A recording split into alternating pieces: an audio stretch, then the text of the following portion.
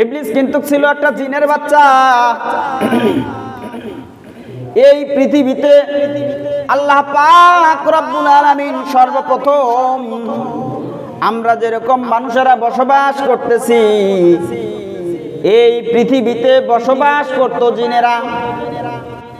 জিনেরা যখন পৃথিবীতে বসবাস করত, মারামারি, কাটাকাটি, হাঙ্গামা, বিভিন্ন ধরনের যখন ফিতনা ফাসাদ দুনিয়াতে সৃষ্টি করে দিয়েছে, আল্লাহ পাক রব্বুল আলামিন ফেরেশতা দিয়া ওই দুনিয়ার যত জিন্নাত ছিল, এই জিন্নাতদের সাথে যুদ্ধ করে জিন্নাতদেরকে ধ্বংস করে দিয়েছেন। কিছু পালায়া গেছে, কিছু সমুদ্রে চলে গেছে, এগুলো আবার বংশ বিস্তার করে বর্তমান আবার অনেক জিন হয়ে গেছে।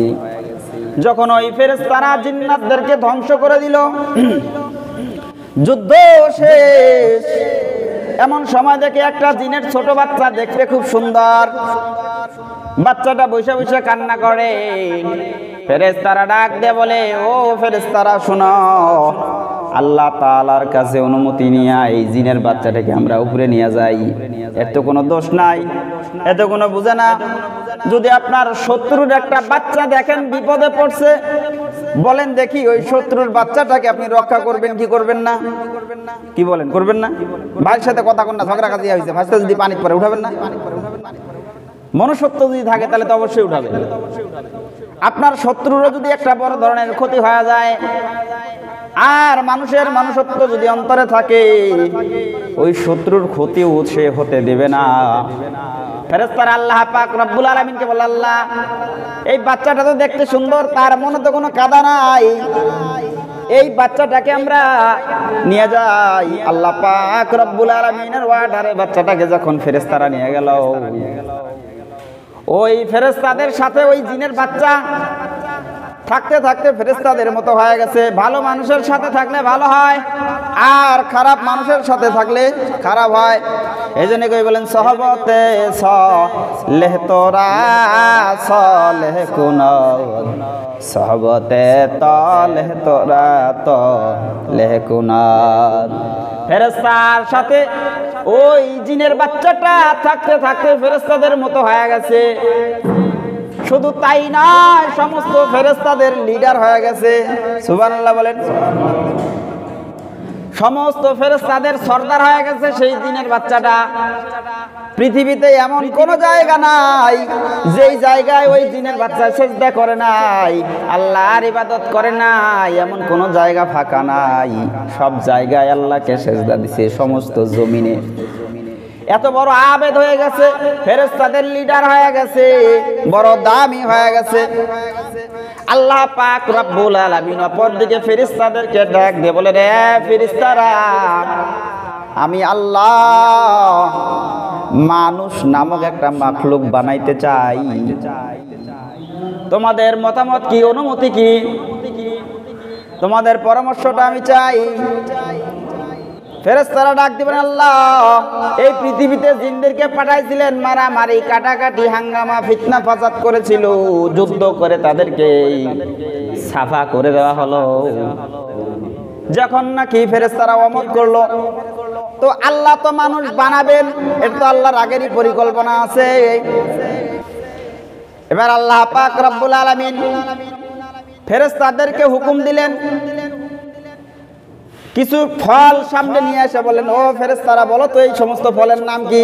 কয় আল্লাহ, এলে তো আমরা কোয়ার পাই না, এলে কোন ফল কি নাম? আদম আলাইহিস সালামকে দিয়ে বলেন, ও আদম তুমি বলো তো এই ফলগুলোর নাম কি?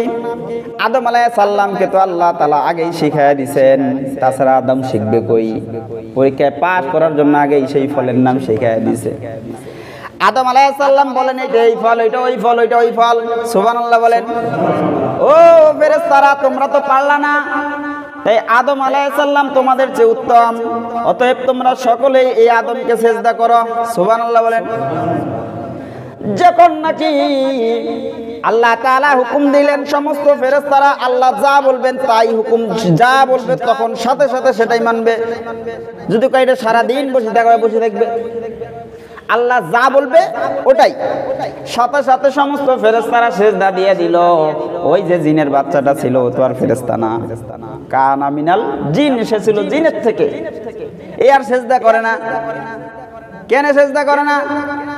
কয় খলাকতানি মিন নার, আল্লাহ পাক রব্বুল আলামিন আমাকে বানাইছে আগুন থেকে। ও খলাকতাহু মিন তিন, আর ওই আদমক তো আমার সামনেতে মাটি দিয়ে বানাইলো। আগুনের স্বভাব হলো উপর দিকে যাওয়া, আর মাটির স্বভাব হলো নিচের দিকে যাওয়া। আমি হলাম উপরের জিনিস, আমি হলাম সম্মানিত জিনিস, আমি কেন সেজদা করব? আমি সেজদা করতে পারবো না। অহংকার যখন করলো, আল্লাহ পাক রব্বুল আলামিন সাথে সাথে লানতের মালা তার গলায় ঝুলাইয়া দিয়ে দিলেন। তার নাম হয়ে গেল ইবলিস, শয়তান। কথা বুঝছেন? অহংকার করলো, দেখেন অহংকারের ফল।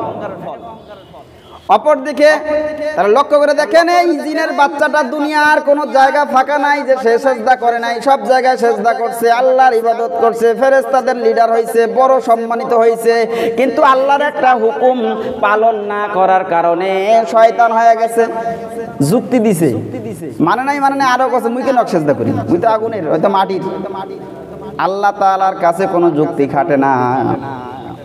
অপরদিকে দেখেন আদমকে বলছেন, আদম ওলা তাকরাবা হাযিহি শাজারাতা ফাতাকুনা মিনাজ জালিমিন।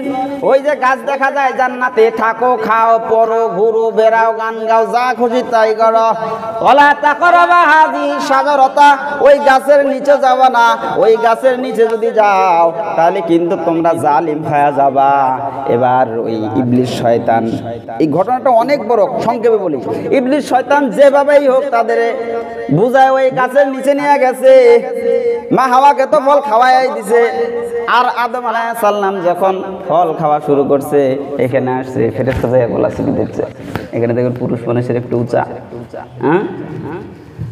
আর আদম হাওয়া আলাইহিস সালাম খেয়ে ফেলছে। যখন খেয়ে ফেলছে তখন তো পিরিয়ড শুরু হয়ে গেছে, পায়খানার চাপ শুরু হয়ে গেছে, পেশাবের চাপ শুরু হয়ে গেছে। আল্লাহ কয় যেই জান্নাত হলো পেশাব পায়খানার জায়গা না, যাও যাও দুনিয়ায় চলে যাও। আদম কয় আল্লাহ ভুল হয়ে গেছে, মাফ করে যাও। কয় মাফ হবে, ঠিক আছে। ভুল যেহেতু তুই বুঝতে পারছস, ভুল যেহেতু তুই মেনে নিছস, আমি আল্লাহ ক্ষমাশীল, তোমাকে দুনিয়াতে পাঠায়া দিলাম। যাও, দুনিয়াতে যদি ভালো কাজ করতে পারো তারপরে আবার তোমরা রিটার্ন হয়ে জান্নাতে আসতে পারবা। তাহলে ভুল ইবলিসও করলো, ভুল আদমও করলো।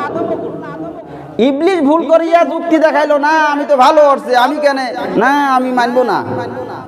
তো এই ঘাটতেরামি করার কারণে আল্লাহ তাকে শয়তান বানায় দিল। আর আদম ভুল করছে, ঠিক আছে, ভুল স্বীকার করছে, আল্লাহ মনে এটা ভুলে গেছে। তো ভুল করে যদি কেউ ভুল স্বীকার করে, আল্লাহ তাআলা তাকে মাফ করে দেয়। সুবহানাল্লাহ। তাহলে হিংসা করেছিল, হিংসা ইবলিসও হিংসা করেছিল, হিংসার ফল শয়তান হয়ে গেল।